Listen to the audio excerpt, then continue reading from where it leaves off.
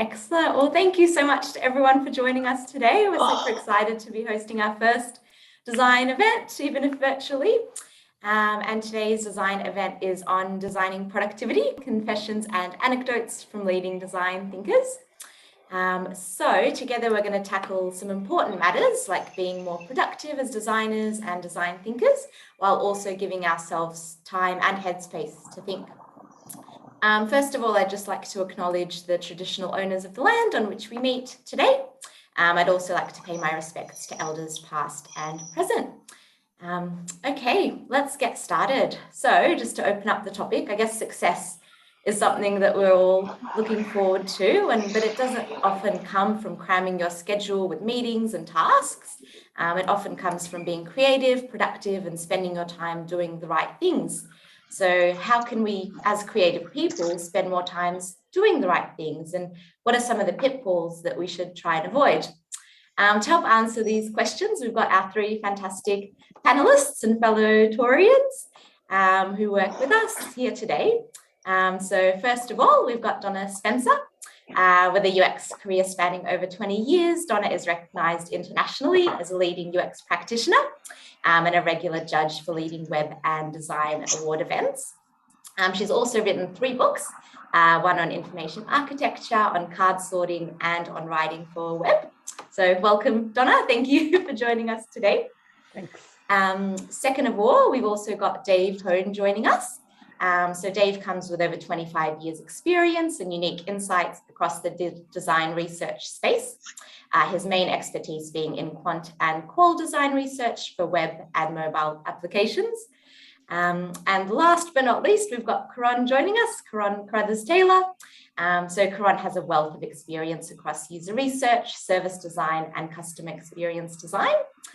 She brings with her some key insights and a unique perspective to the overall service design and user experience. So welcome all to our 3 speakers. Thank you. Hello. Thank you so much. So let's get right onto it through to question 1. So question 1, let's talk tools. There seems to be a tool and related framework now for pretty much everything intended to support individuals and teams to create and deliver. Whether it's Jira, Trello, Miro, Figma, or a design system, for example, it's now hard to separate creativity in the workplace from the tools and frameworks that we use day to day. So panelists, in your opinion, have these tools fostered dramatically better outcomes in the workplace, or would we be better off without them?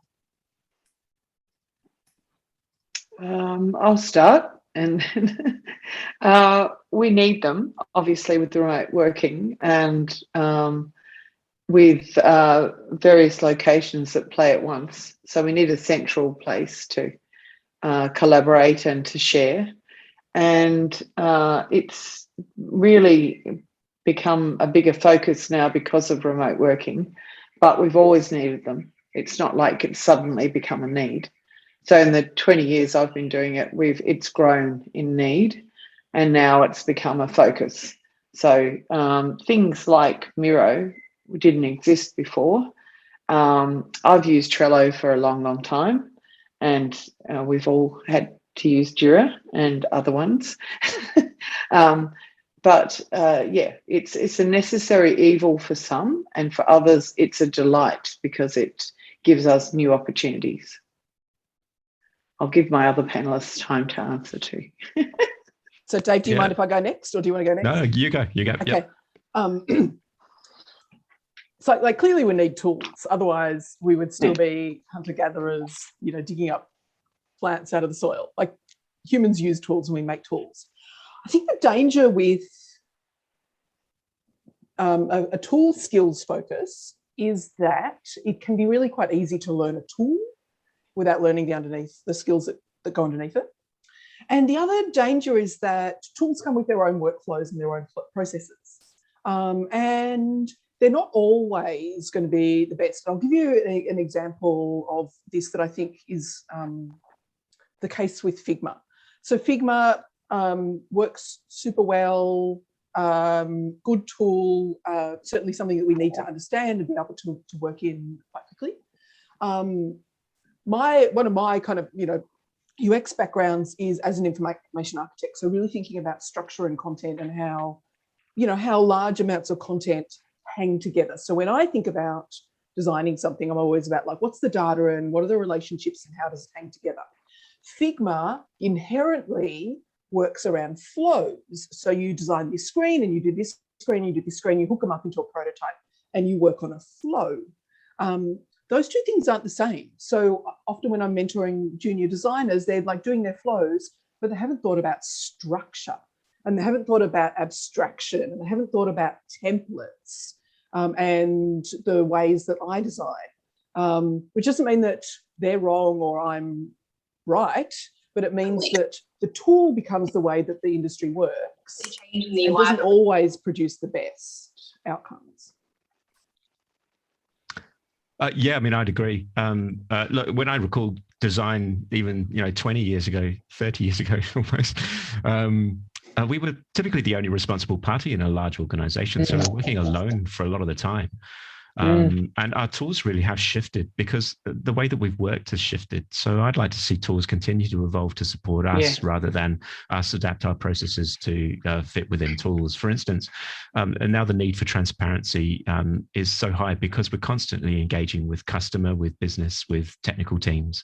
And so those tools that we're using need to continually evolve to actually meet our needs.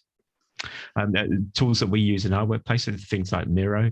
We're using that for collaborative design and open design now because we're constantly engaging in our design process. So tools that help us work collaboratively, work quickly without getting bogged down in detail, and work iteratively.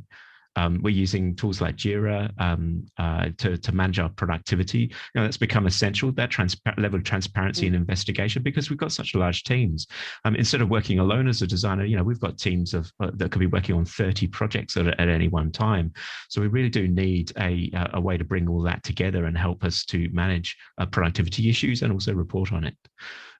Tools like Sketch and Abstract, again, is a big, heavy focus on not only collaboration, but version control. So that when we're dealing with large quantities of information, we're always able to put our hands on quickly the right type of information and know that it's current and accurate. And of course, we couldn't go by mentioning the last 2 years and the transformation in the research space. So where, a lot of moderated researchers actually used to be face-to-face, we're now swapping over to, or have swapped over to remote testing methods, using either video conferencing or even quantitative methods like, user testing and Ask or User Zoom, those other types of platforms. I miss in-person user testing though. I don't like doing it online. There is something to be said to be able to observe what people are doing with their hands and their face and their body language in that real face-to-face. I agree. Yeah. So part of the testing was also what is their expression, how is their body position, all that sort of thing, which is the non-verbal behaviour that you can get from in person, and the rapport building, which you can glean a little bit with the remote testing, but it's not the same. But, Let's see what the software developers will come up with next if we mention that that's the way our workplace has changed. And which tools can you provide us to get next round of innovation? Yes, that's right. That'd be great. Yeah, it's all up to them, isn't it? And that leads nicely into our next question. So you were mentioning meetings. With the prevalence of online meeting platforms and remote working, it's become all too easy to fill a whole day with back-to-back meetings. There's also been an increase in meetings being recorded as well in recent times, which leads us to thinking, is this a saving grace for those who can't or don't want to attend, or is it kind of guiding the wrong behavior and encouraging that people don't attend? I guess, panelists, do you have any tactics for getting time back to yourself? And when is it okay just to say no? Should I go first this time? I'll just segue on from what we're just discussing about collaboration. Collaboration's actually increased engagement. So the quantity of meetings isn't necessarily an indicator of low productivity. So for instance, a lot of meetings actually can be about that collaboration. I think a good indicator of productivity in a meeting is whether you are either contributing or benefiting, or both. And if neither, so you're not contributing and not benefiting, then I think it's actually okay to say no, as long as we say no in the right way. some of my tricks for saying no in the right way would be, it's basically saying, I want to give this my full attention and I really can't right now. So, how important is this? Can we do it later? Or if there's multiple requests coming in for not only meeting, but work, which of these has priority? I think it's important to establish some boundaries so that you're not always saying yes. There are ways to not just say yes and not no, but somewhere in between, like for instance, preparing materials in advance, offering a delegate, somebody who could go along on your behalf, staying on the call, which is something you could do if there's, for instance, 2 parallel meetings or simultaneous meetings that are of lower contribution. You can sometimes multitask around that. And also I find a change in my workday so that I've got this power, at least 40 minutes, power minutes in the morning before our stand-ups. I can check all my emails, get all my schedule done, reschedule things that I need to, align meetings so that there's less context shifting. That's a really powerful 40 or so minutes for me right in that early stages of the morning that I can get my day sorted and organized to help me be more productive. Shall I go next, Donna? Yeah. I back up everything Dave said and more. Is I think the quantity of meetings is not necessarily the level of engagement. So you have to really carefully think about which meetings are adding value to your day, but they're a way of reaching out to people. So it is really important to block out time with people to have a one-on-one or have a small group time, and it's not a waste of time if you're getting value from it. So that value could be as intangible as connecting with them. So it is still a matter of replacing some of that hallway conversation with a meeting. You do need that occasionally.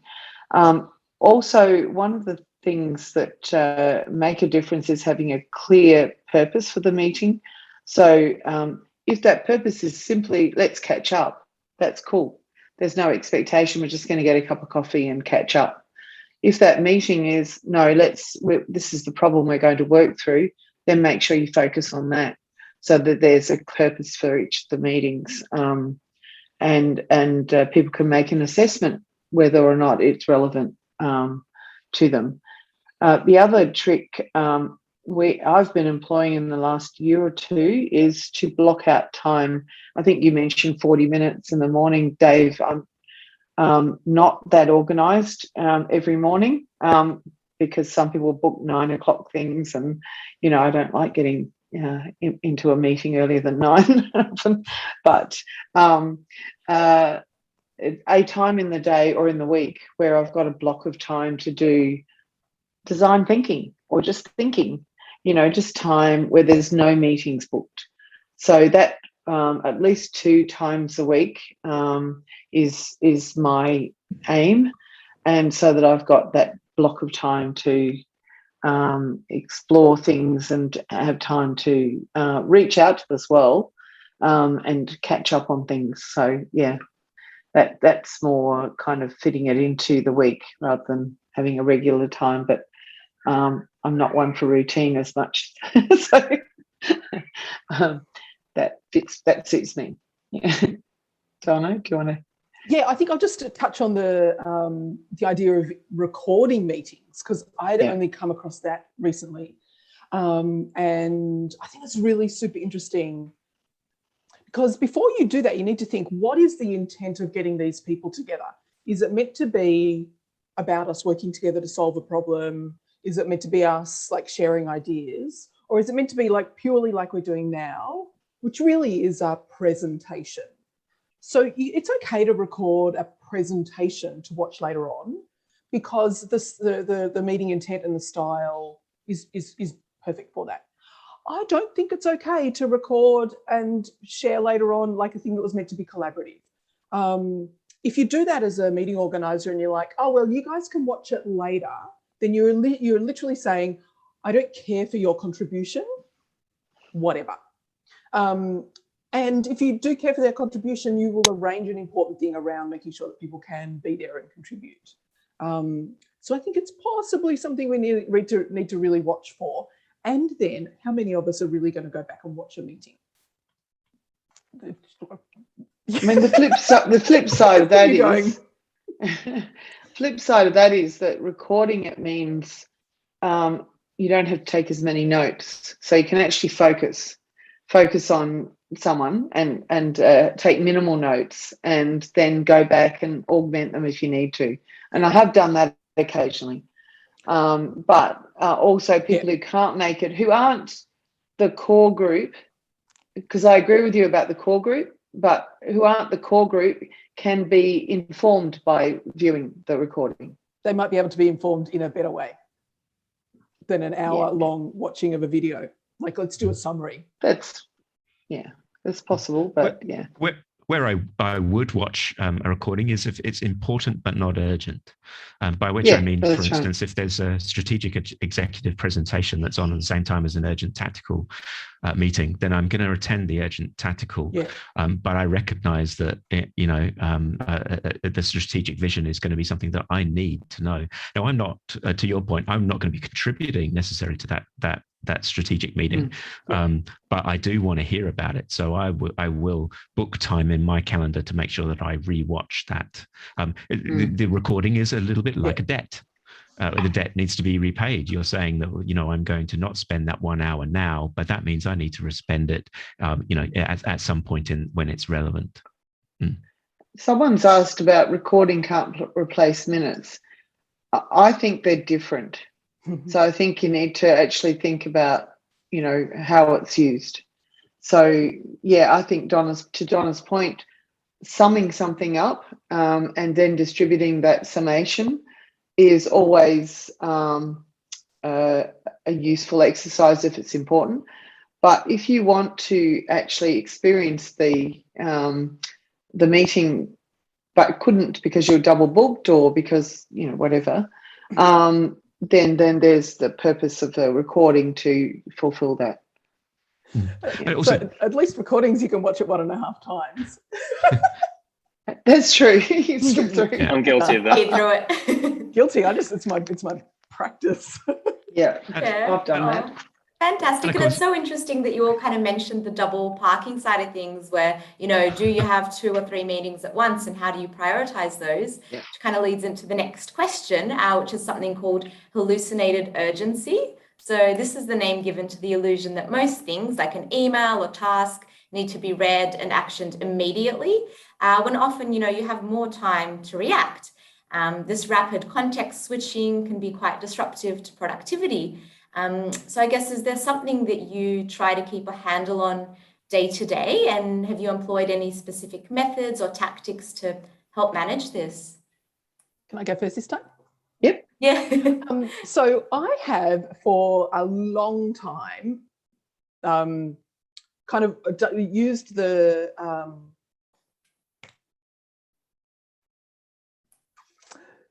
I've literally forgotten the word.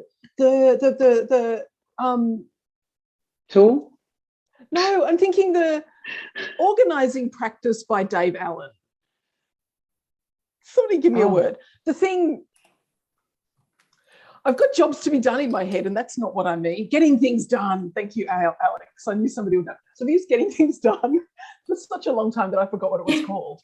And one of the practices in that, like going through your what he calls your inboxes, because it was started in a physical form, is if you can do it in 2 minutes, do it.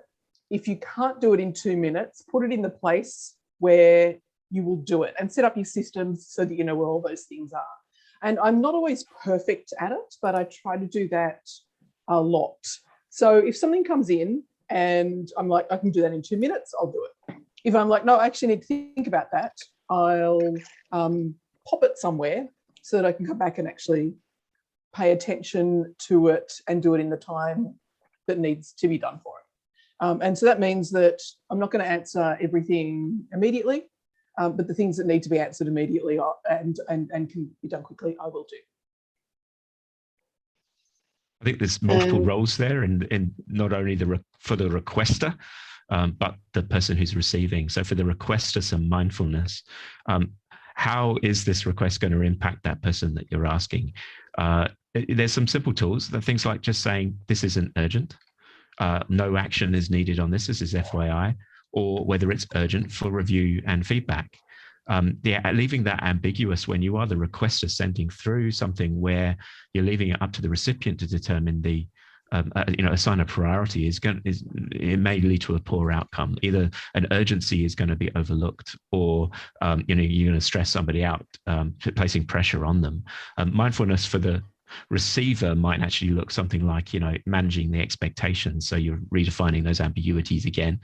Don't automatically say yes to everything, and don't try to move back from that position where you're trying to deal with everything as urgent and critical. And just talking about the rapid context switching, that's the thing that I'm noticing more now. Is there's so many channels that we communicate on now. So in Teams, Slack, Miro, Figma, Jira, email. Don't forget email sitting underneath it all, as well as your own text messaging and etc. That it becomes quite cognitive. We're actually living at cognitive overload. So I think part of that was, for each organisation I've worked in, I've determined what is their primary channel of communication for different stakeholder groups. So then I can determine my focus for each of those. So if it's for some, it might be email is the formal channel, but the informal channel is another, like it could be Teams or it could be Slack. It's determining that and working out how I manage the different requests and the different communications in each of those channels. But having a to-do list, again, prioritised is the way to go, but keeping in mind the focus. And so if I've got an outcome I need to achieve by the end of the week, I make sure that I'm not being drawn into sucked into the depths of these other channels, because it's very easy to lose hours each day doing that. And managing the channels is the biggest challenge in my book. Yeah, I mean, managing the channels is a good point. A lot of these communication tools, especially the informal one, do have multiple channels, and of course you can set the preferences per channel.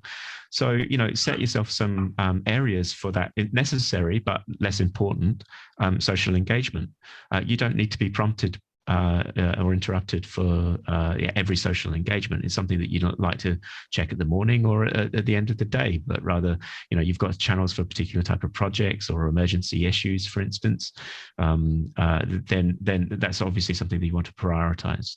So you can manage, using the tools, you can actually manage your preferences quite well. I've found in certain tools like Teams. Yeah, that's the thing I do is I set when I'm away, and I quiet notifications, and I manage using that. A good point I've forgotten to mention. It's hard though when this thing is actually still, it's like meetings. These are work, and these are things that often are discussed.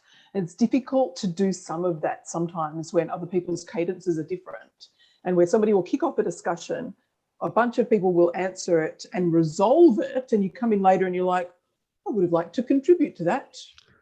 But you've done, and that's a thing for teams to think about, how they want to communicate and make decisions well.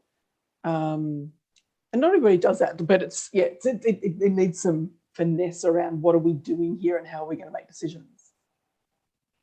Yeah.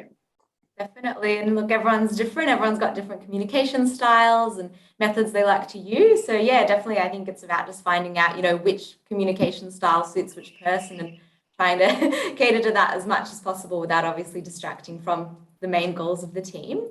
But that kind of leads me to the next question. I should mention as well, so there'll be a Q&A at the end. So if you do have any questions for any of our panelists, feel free to pop them in the chat and we'll pick some and read them out at the end. But in the meantime, this question is for Caronne and Donna. So it's around performative busyness. So what is performative busyness? It's a human trait that keeps workers busy in order to fit in. So for example, busy is often an answer that people will give when you ask someone, how are you? But being busy doesn't necessarily mean that we're actually being more productive. There's actually also evidence that a 4-day week can actually make people more productive, for example. So I guess my question is, with recent changes in how we live and work, are people generally becoming more productive or just more busy? And do you see more radical change coming, like abolishment of the 9-to-5 workday, 5-day week to something else? I can start, Donna, if you don't mind. You go. Yeah. So I love the term performative business, by the way. That's a great term. I decided a number of years ago that I didn't want to work a 5-day week, and slowly transitioned to a 4-day week, which is what I work now, as a deliberate choice. And ironically, COVID has helped with that. It's one of the few silver linings. Because remote working enables that more easily for me. What I think the trick with that is not to fit 5 days into 4 days. That was the first lesson, was when I first tried to do it, was to still be as busy in the 4 days as I would have been in the 5 days.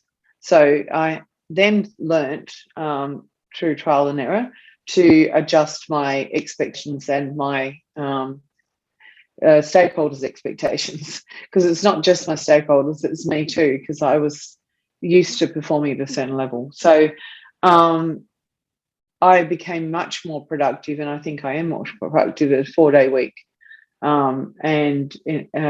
That notion of 9 to 5, I think, has already dissipated. I don't think it exists for most part. It might in some people's heads because that's what they like, but it's become a choice, hopefully not an expectation. So it has shifted. I'm hoping the balance now is more based on how much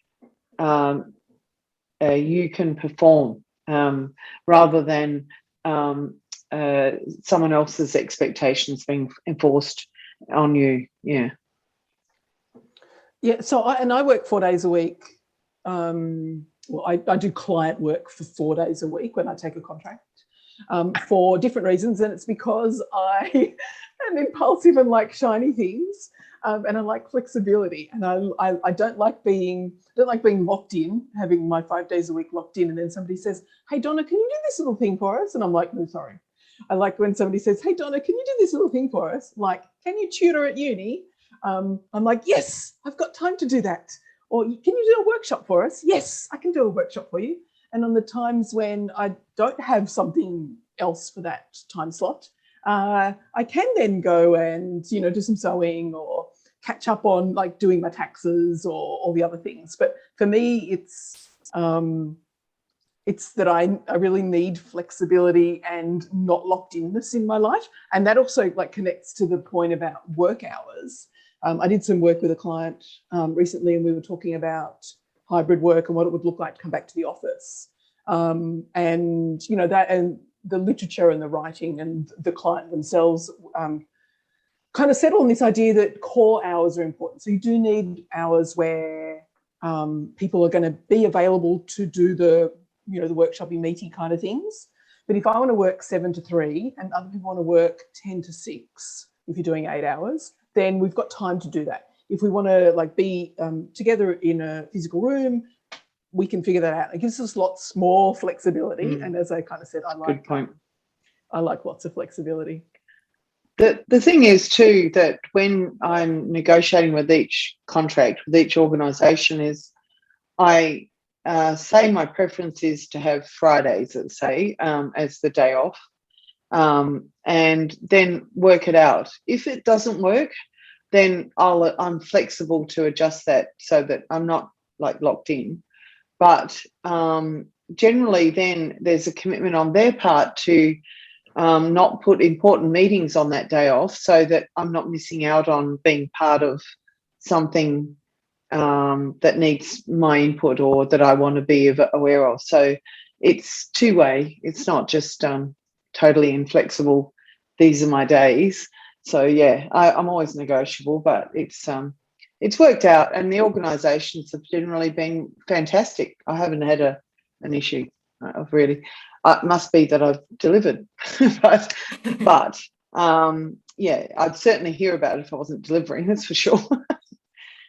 Oh, fantastic. And yeah, look, you do a great job. And I think it's so important to know your own self-worth. It's so easy to just say, oh, yes, I'll do 5 days. I'll work on the weekend. I'll do all these extra things. And it usually just leads to burnout and, a lack of productivity, as opposed to thinking, yes, if I put in all these hours, we're going to get these great outcomes. It's often not the case. So absolutely, It's so important to, know what you want and make sure that you're confident enough to present that in a way that sort of works out. There is one both more parties. thing, though. I must say, people with enough experience, like Donna and Dave and myself, can do that. People who are learning, I think it's a harder ask, because they've got a lot more. We know our strengths and weaknesses. We know we've had a long time, 20 plus years, all of us, to work this out. We have the advantage of that. So we know what we are capable of and can get the best out of. So, and also people who are like lower in the power structure in a relationship find that harder. Yeah. Yeah, that's true. Yeah. Because you have to influence as part of your role. So, yeah. And it's so great that you can now share your knowledge with everyone else. And this next question, this one's for Dave. So this one's around communication methods and mediums.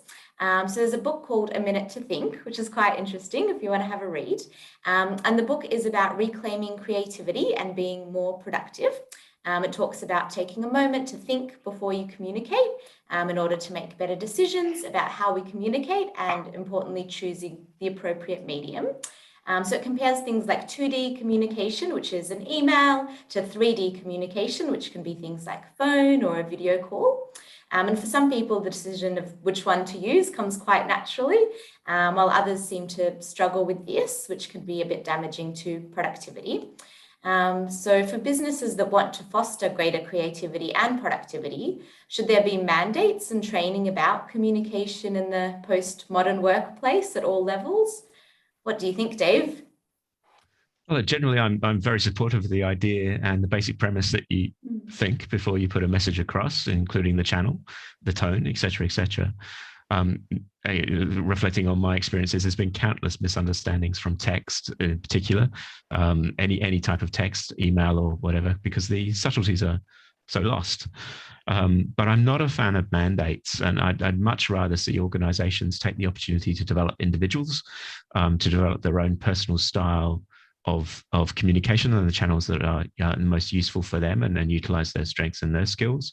I'd much rather see examples set in the workplace than a governance framework to dictate which channels we use for various types of things. That's because we're also very diverse in the way that we approach communication, but also in our capabilities, our needs for assistive devices and technologies, our own personal environments as we're working from home now, lots of things going on around us. So no, I'm not a fan of mandates. I'd much prefer the flexibility for people to be able to choose their own path there, but with the appropriate guidance. So if we do recognize that there's an opportunity for developing somebody and the way that they're presenting or communicating in a stand-up, then we can take those opportunities, not only to provide them with the gentle coaching that they need to be able to improve themselves, but also to set some examples of how those things are done well. Yeah. If you'd asked me, say, a year ago to do a video chat, I would have probably said no. Because, a couple of years ago, I would have said, I'm more of an email person. So this has completely changed for me, and I would Yeah. never have thought that I would love the camera and embrace working from home. This is a radical transformation. As for your previous question, you're asking, what transformations can we expect in the workplace arriving? I think they've already arrived. I'm now working from home and loving it. I'm loving it so much. And I think that I'd like to see that change persist. I think that employers are going to have a bit of a hard time taking that back. For me, it's invaluable. It's like 2 hours travel time a day that I've got back for my own productivity as well as work productivity, and that's really valuable time. Yeah. Yeah, it's interesting to think that things have changed so quickly and so rapidly, and I guess we'd have to adapt so quickly as well. Like you were saying, Dave, you never would have thought you would enjoy this, but you've got right into it. Now you're, doing video calls and speaking, and it's just, it's wonderful to see. Yeah, look, well, I'm I loving think it. that's the mark of a professional as well, is the ability to adapt. Because if you look at what we were doing 20 years ago, it was very different. It was a different context, different role, different. So we've had to adapt over the ages too, over the time too. But this has been more rapid than most. And I think it's a can-do attitude. So it's where you look at these challenges and look for the opportunities. So yes, in real life has its advantages with contextual inquiries and in-person experiences, but and I've done that so long, I love it. But the other remote working has offered new opportunities that I'm getting to see inside people's lives in a way that I wouldn't have across Australia and across the world with video, that we wouldn't have been able to reach in the same way. And it's accepted, whereas before it was, well, if you can't make it, I'll do a phone call, but I'd rather not do that. Now it's, of course, I'll do a video conference with you, of course. Yeah, so it's just commonplace now. Yeah, it's open except doors, that there's still in whole communities that we're excluding and missing out on. It's So true. we just, There's and I, still, like Caronne, I know that you are absolutely mindful of that, but we all need to be mindful that this is easy for us and it is not easy for everybody. it's true. 100%. Well, thank you so much. That's the questions. Now we've got some time left for some Q&A. So I'm going to hand it over to Phil, and he's going to go through some questions that we have from the audience. Thanks, Maggie. An excellent discussion. Excellent discussion so far, and excellent facilitation as well. So I'm going through and I'm kind of synthesizing stuff as I go. There's a few sort of overlapping questions. I think one of the interesting discussions that's going on is obviously about how things have changed a lot to support things like four-day weeks. There was a discussion. Seb mentioned that he's previously requested 4 days pre-COVID and it was knocked back. He wanted to spend 1 day with the kids. Has now able to do that. Equally, Donna mentioned that in Portugal, there's now it's been made mandatory that managers aren't able to contact workers after hours. And I believe that in our local police force, in Australia, I believe there's similar things coming in. So do we, with a 4-day week, it feels as though work has been made to be more omnipresent. Whereas if you look at the other end of the spectrum as to where things could go, it could be around more restrictions. Where do we see things happening in our day-to-day? Is it around being more omnipresent as a worker and a design thinker, or is it around there being more structure and restrictions around how people manage their time?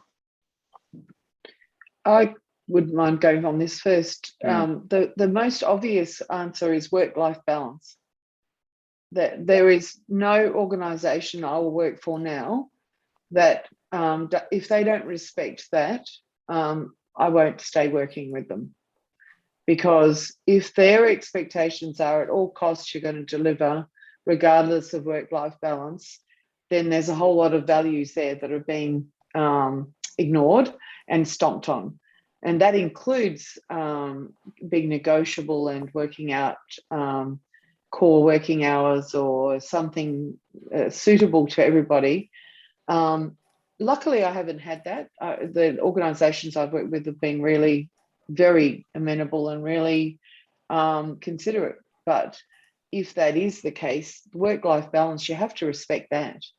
And There was one question about working with groups around the world.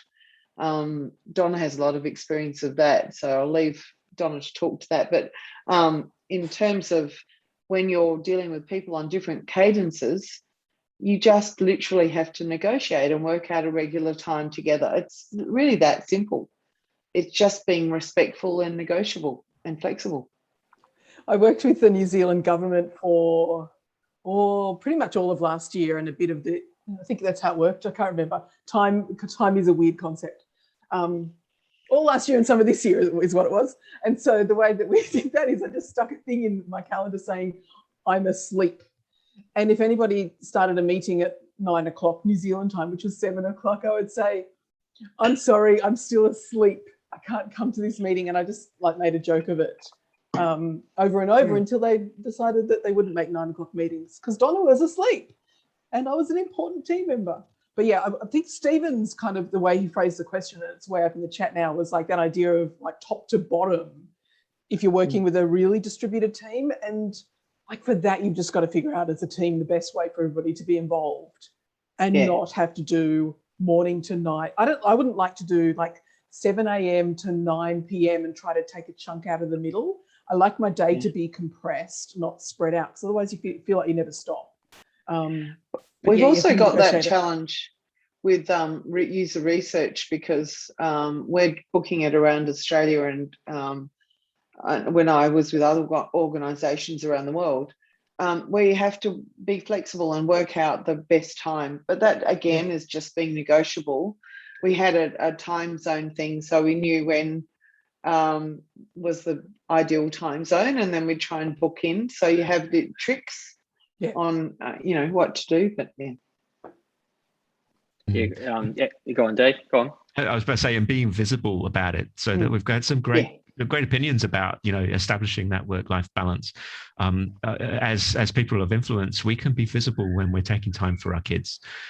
We can be visible when we're saying no meetings during school pickup time, and drop-off time at 9 a.m. We can be more visible and trying to help to raise that acceptance rather than people sneaking around, doing it in secret.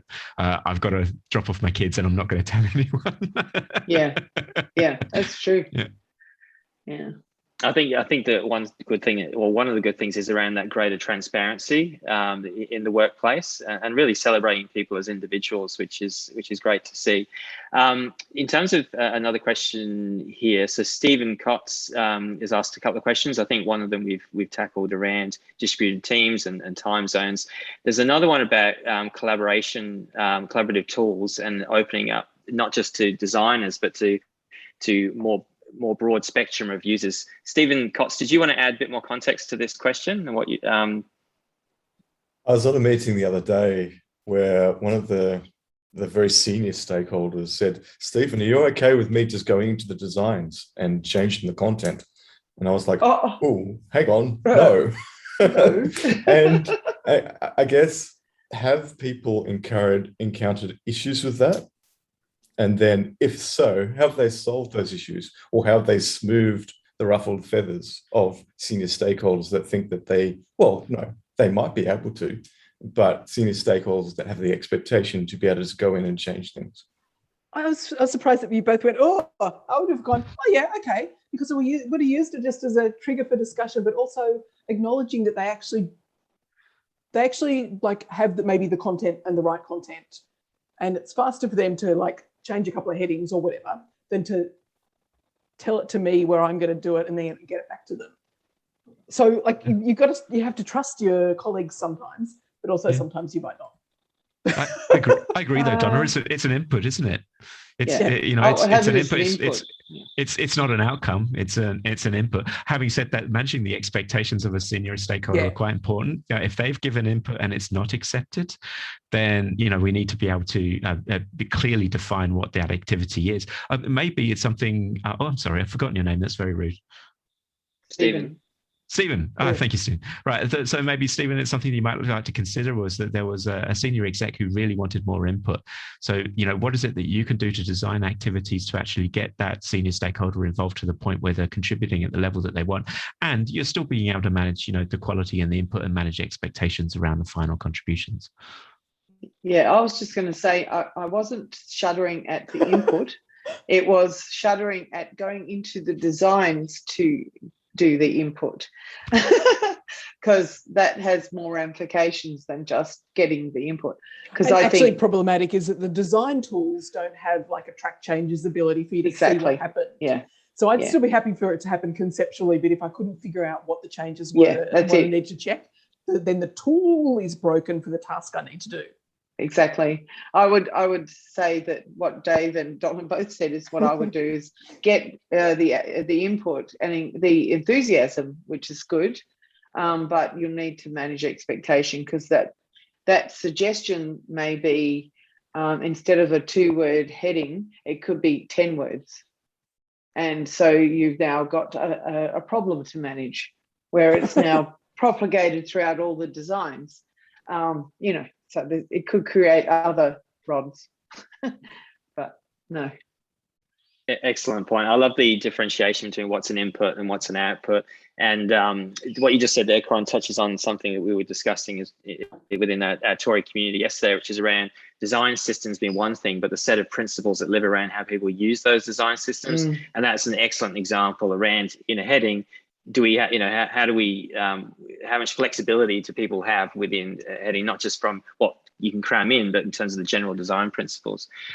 There's also a comment here from Carl Gillis about how, adding read-only access to Figma in terms of, so it's more around commentary rather than changes. That's another good suggestion. There's expectation management with that as well, though. You tell people that they can comment, and then what is the expectation that you'll do with those comments? Like, is the expectation that you're going to then sit there for 3 hours typing their changes in? Like, what you have to manage the feedback cycle. I think as well. Do you believe, Donna, there needs to be some sort of owner or continue some sort of continuity in terms of owner or facilitator of that? Depends on your team and how you work together. But yeah, if you've given people, if you say, so like I wrote a whole book on presenting design work, so I thought a lot about feedback cycles and how to like accept input. And if you've said to somebody, here's my file, add some comments, and they add comments, and then you're like, I don't want to do any of those. Like, you've set yourself up for, a hard conversation. Conflict, yeah. Yeah, if you've set it up and like told them how to give comments and what kind of comments and what you'll do with the comments, then that's all fine. But I do see people just say, oh yeah, here you go, add comments, without understanding the expectations, which is really what I've seen that backfire badly, where people have been in a workshop and put a comment in, and they thought everything that was on that was going to be actioned. Yeah. This wasn't my workshop because that hasn't happened for a long time, but it was one that I had to help with, and it was a matter of coming back and providing visibility of how we were managing the comments then.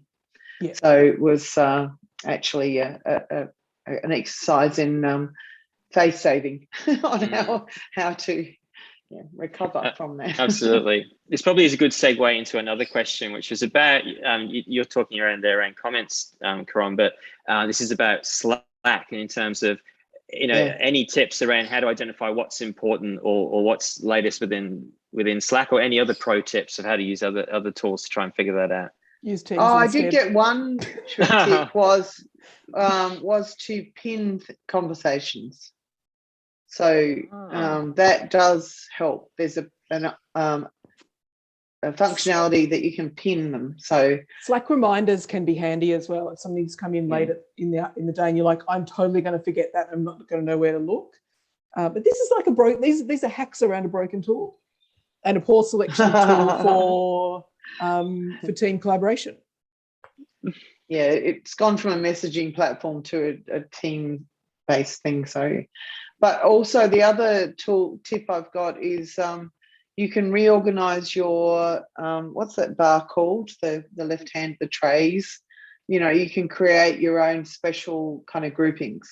Can you? So your own, yes. I tried to do that recently. I couldn't figure it out because Discord does can. it really well. Yeah, no, you can. Ah. So you can set up your own groupings, and you can star things. So you can have a starred group. So there's shortcuts to having starred groups and your own kind of groupings on things. Right. So check under settings on the left-hand side. There's that. Yeah. And it says, sorry, Dave, go on. It might be worth giving some thought to how you might design the chat layouts. So, you're going to be living in it for a long time. So give that some thought. Design it like you would design a room, a physical space.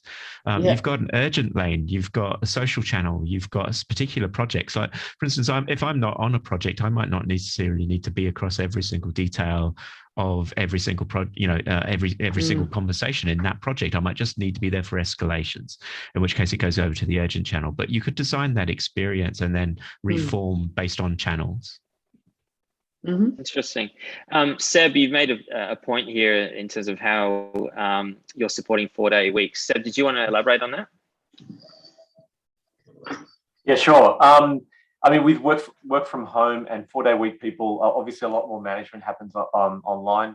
I'm actually generally comfortable that I think it can be done, but I do struggle with the fact that I'm finding I'm using tools and techniques which I would have previously considered micromanaging, really, where I would usually find out what people are doing more in an organic way. I do need a little bit more actual prompting. I do need people to keep, more detailed Trellos, etc. I really struggle with that balance. I feel like maybe I come across as less trusting of people now. I'm just wondering if others have had a similar experience. I teach this when I teach Agile because one of the core principles of Agile is transparency. And transparency can be quite hard for people, especially coming from a place where they didn't have to have quite so much transparency to being quite transparent. So like what you're doing probably isn't necessarily micromanaging, but it's necessary to, like as Dave just said, like to design that team communication system so that you understand where people are coming from and what their experience is in the past, and so you understand their experience of transparency and design the communication flows around it. So I know that I'm fine with transparency. Actually, my stuff is always visible and my tickets are always up to date because I am comfy with it and know how to do it. But I've certainly worked with people who haven't experienced that level of having people see where they're up to and also having to do the managing of it. So like for those of us who are UX-y kind of designery people, thinking like doing a piece of analysis and design work and thinking it through, because it is, like as you said, it's really important, can help to design the process. As part of that design process, we're designing cadences that allow for that transparency and that trust to build over time, rather than being, a subtractive experience or one that we need to micromanage. We actually do want people to be able to contribute to their own ticket making, do their own estimations, to start to take increasing responsibility for the things that they're contributing to that transparency. So between the ticket manufacturing, the retros, the stand-ups, capacity planning, sprint prioritization, and grooming, we're sharing a lot in our cadence about each other. I generally don't find that I need then to micromanage people because their expectations are clear. I can see at any stage what's going on, including when particular projects run into problems or get blocked. That's my ideal state is to be able to step back from that and let the team be the team. I don't have to be involved in each of those decisions. So I'm making a conscious effort to step back, and if there is any sort of problem that arises from that, we'll either be catching it in the stand-ups, we'll be catching it in the ticketing, or we'll be catching it in the retros. So we can again coach when a problem does get raised to our attention, but that then becomes part of that learning experience and development for that staff individual, right? It's part of their journey. Setting up frameworks for If people. it's not part of the important. agile world, if you're not doing it in an agile world, then I think it's also changing the framing of it being from micromanaging to transparency. So having that cut over from, well, how much do I need to share that helps me communicate or helps my colleagues communicate? If it's in the agile world, everything Donna and Dave said is correct, that you're getting enough feedback. I don't think it's needed anything more than that. Where there are projects or organisations that aren't as agile focused, then it's not a matter of increasing the communication, it's a matter of choosing the communication. Yeah, excellent point. We're almost to the end of the session. There's one question here. We might need a whole session probably to unpack it. Lincoln, did you want to, Lincoln Mitchell, did you want to talk about your question here and how do ideas come about? From what perspective? Yeah, sure. Yeah, thanks guys for this. It's very interesting in conversation. I find, you know, the most challenging thing as a designer is trying to work out how to get something from the ether and to make it tangible, and how to actually, you guys find that when you have those moments of inspiration, maybe you're in a shower or after a meditation or whatever, how do you actually quantify that, you know, like without it sort of becoming potentially research driven, and ideas seem to be something that is intangible, so therefore it doesn't necessarily see the light of day. Big question, maybe. Excellent question. Too big for the 30 seconds I have before. Well, Donna, I know you have you have lots of ideas. How do you quickly capture things and come back to them later? I don't know, stick them in my head. Sometimes I forget them. If they're all good, they come back.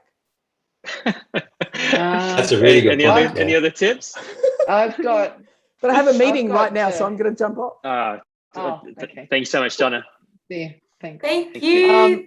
Thank you, guys. I've got just before everyone to say, just on that, is I sketch it out. So that's just a quick answer. But yeah. Cool, thanks. Oh, brilliant. All right. Well, we might unpack that one as a separate topic, Maggie. Maybe we should wrap up. Yeah, and look, I think on that one as well, I think it's so important that you have a company and a team behind you that's willing to listen to and implement those ideas. I think that's a big one as well. But yeah, we need to wrap up. Just before everyone goes, I was wondering if everyone could turn on their camera. We could do a quick photo. And then, yeah, that'll be all. Thank you all so much for joining us and for listening to our speakers. And thank you so much to Caronne, Donna and Dave for presenting today and, yeah, sharing their amazing ideas with us. Thank you for having us. Awesome. Thank you. Alrighty, Thank you so much, guys. Take a quick snap. Run ready. 3, 2, 1. Fantastic. Excellent discussion. Thanks so much to our panelists and for our audience members today. Enjoy the rest of your day. Thank you, everyone. Thanks. Enjoy. Everyone. Cheers. Thank you. Amazing. Thank you, everyone. Have a great day.